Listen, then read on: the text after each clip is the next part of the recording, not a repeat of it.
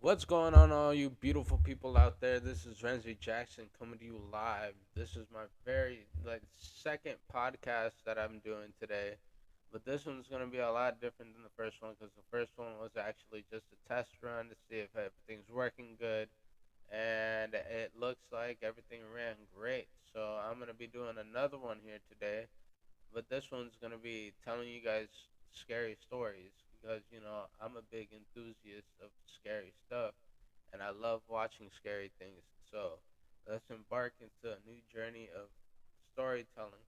The first one I'm gonna be doing is called the Axe Murderer House. Let's dive right in. The Villisca House Axe Murderer House is in Villisca is. Sorry about that, guys. I'm not that good at this. Doing two things at once. It's very hard. So let's dive right in. Like I said, the Villisca's Axe Murderer House is in Villisca, Iowa. Is a well-known tourist attraction for ghost hunters and horror lovers alike.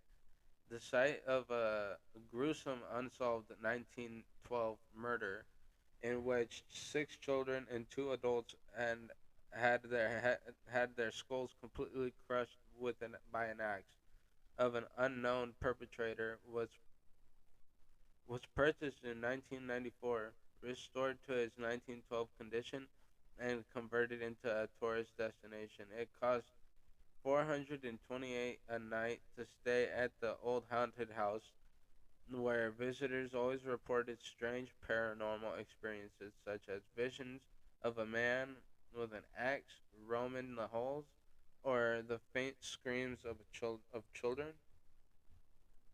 But November of 2014, the haunting took a darker turn. Robert Stephen Lauren Jr., 37, of Rillandon, Wisconsin. Sorry, I don't know how to pronounce that word. Was on a regular recreational paranormal visit with friends when true horror struck. The Montgomery County Sheriff's Office said Lawrence suffered the self-inflicted injury of. Hold on, I read that wrong. Let me read this part first. His companion his companions found him stabbed in the chest and apparently self-inflicted wounds. Called 911 and Lauren was brought to a nearby hospital before the helicopter to helicoptered to Creighton University Medical Center in Omaha. The Montgomery County Sheriff's Office said Lawrence suffered the self-inflicted injuries at about 12:45 a.m., which is about the same time the 1912 axe murder in the house began. Lauren recovered from her injuries but has never spoken publicly about what occurred that day. For Martha Lynn, the owner of the home, the incident was very upsetting. It's it's publicly, but it's not exactly the kind of publicly you desire to have. I don't want any people thinking that they can come to the Villisca's axe murderer house. Something's going to happen that's gonna make them do something like that. The house remains open for tourist visits and overnight stays today. So that was the first story, guys. Let's see if the second story is pretty scary, but let's see if the second story is a lot better. That story wasn't that scary. It was just more of a I don't know. But let's move on to the second one. It's called the haunted doll. So let's get into it. When you think of haunted dolls, it's like the creepy old Victorian looking porcelain kind of thing. Hold on, guys. I got something on the computer. Never mind. porcelain kind of things that springs to mind, none of which you probably have laying around. Still, don't get too comfortable around any kind of toys as too soon. A Disney Frozen Elsa doll that was gifted for Christmas 2013 in the Houston area made headlines earlier that year when it seemingly became haunted. The doll received phrases from the movie Frozen and sang "Let It Go" when the button on its necklace was pressed. For 2 years, it did that in English. Mother Emily Madonia said in 2015 it started doing it alternative between Spanish and English. There wasn't a button that changed these; it was just random. The family has owned the dolls for more than 6 years and never changed its batteries. The mother says that the doll would randomly begin to speak and sing even if it wasn't the switch was turned off. The family decided to throw the creepy doll out in December of 2019. Weeks later, they found it inside a bench in the living room. The kids insisted they didn't put it in there, and I believed them because they wouldn't have dug in through the garbage outside. Madonia told the KPRC2 Houston News. At that point, Elsa ceased to sing to the English rendition of "Let It Go" altogether, although only Spanish was pressed. The family then double double bagged the bizarre doll and placed it at the bottom of their garbage, which was taken out on garbage day. They went on a trip shortly after, but when they returned, Elsa too had come back and was waiting for I was waiting in the backyard of their home. This time, the family mailed Elsa to a family friend in Minnesota, who taped the haunted doll to the bumper of his truck. It doesn't seem to have made its way back to Houston yet, as per Don's said latest February Facebook update on the creepy doll.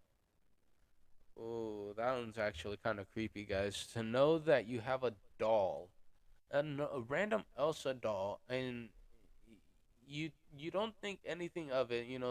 These kid toys that you think that can't get possessed. It's crazy to think that even when they tried to get rid of it, it still came back.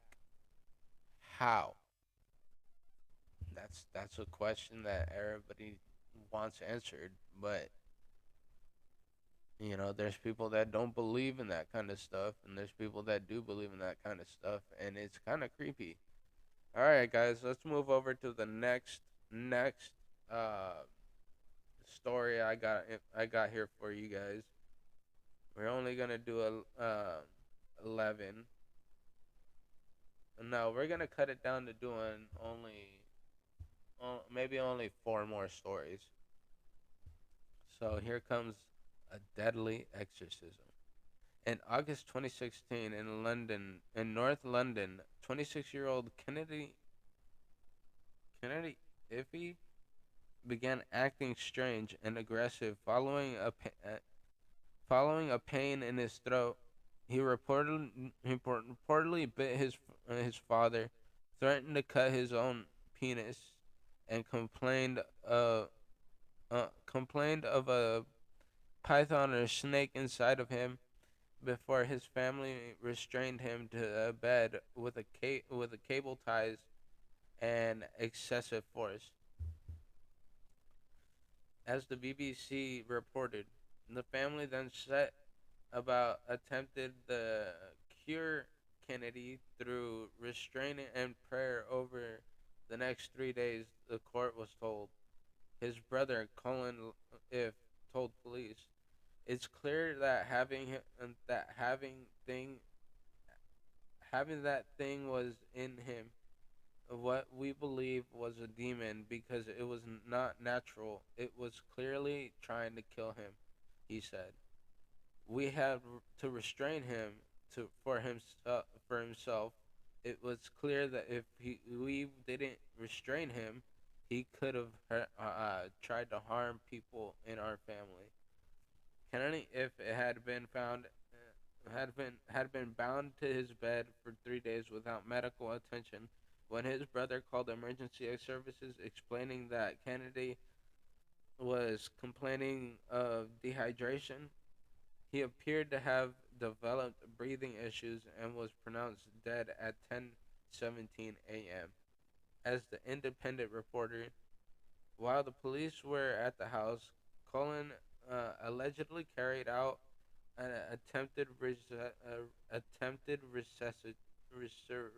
resurrection by chanting and praying for Mr.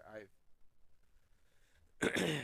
All seven of Kennedy Ives' family members were accused of manslaughter, false imprisonment, or causing or allowing the death of a vulnerable adult. A post-mortem examination revealed over 600 wounds, including a possible bite on Kennedy's body, and his father Kenneth If, along with four of his brothers, sustained injuries as well. The BBC reported Kenneth told jurors uh, he ordered his sons to take shifts and use overwhelming force, but denied that an association with occur, uh, cults and secret societies played any part in the death. After a 4-day jury deliberation, all seven family members were cleared of charges on March 14th, 2019. That is crazy, guys. Imagine somebody, imagine, imagine being accused of something that you didn't do and get falsely imprisoned and never ever get to tell your side of the story until it is proven. That's crazy, guys. All right. So I think we're gonna cut it after this story. It's getting kind of hard to see. So this is gonna be the last one, but it's called "Dead Animals in the Walls." All right, let's get into it. When the Bridges family decided to insulate their home in Auburn, Pennsylvania in 2015, they discovered that it had already been with scores of dead animal carcasses. As Fox reported, the dead animals were wrapped in newspapers from the 1930s and 40s and were among half-used spices and other items. After removing the items, they sent hundreds of artifacts and carcasses to to an expert in Kutztown. The the expert attributed the rotting animals in the walls and to powwow or Dutch magic, a ritual originating in the culture of the Pennsylvania Dutch to treat ailments and gain physical and spiritual protection. The Pennsylvania Dutch were a group of German speaking settlers to Pennsylvania in the 1600s and the 1700s and are often of Lutheran, Mennonite, or Amish faiths. The Washington Post notes on the magic. Many of the spells deal with the care of livestock, finding water, or the treatment of minor elements, reflecting the conditions and concerns to early American settlers. But powwow also has within it a tradition of a darker spell, and even of such things as conjuring demons. One notable ritual in their tradition is this hex to create loyalty in a dog. To attach a dog to a person to provide nothing else we use before to affect it. Try to draw something of your blood and let the dog eat it along with this food. He will stay with you, and he will stay with you. The mold found on the rotting carcasses in the Birchers' home had has caused illnesses among the family members, and they say that the odor hasn't gone away. Damn, imagine having that in your house. Imagine having that in your house, in your walls, rotting all day on the sun, and you have nothing to stop it. You can't use Febreze. There's no way. So tell me what you guys think about these scary stories, and if you guys like this, let me know so we can get down on some more videos. Sorry about that, guys. But yeah, let's get embark in a new journey with podcasting. So I hope you guys enjoyed the video today, and catch you guys on the next one. Love you guys.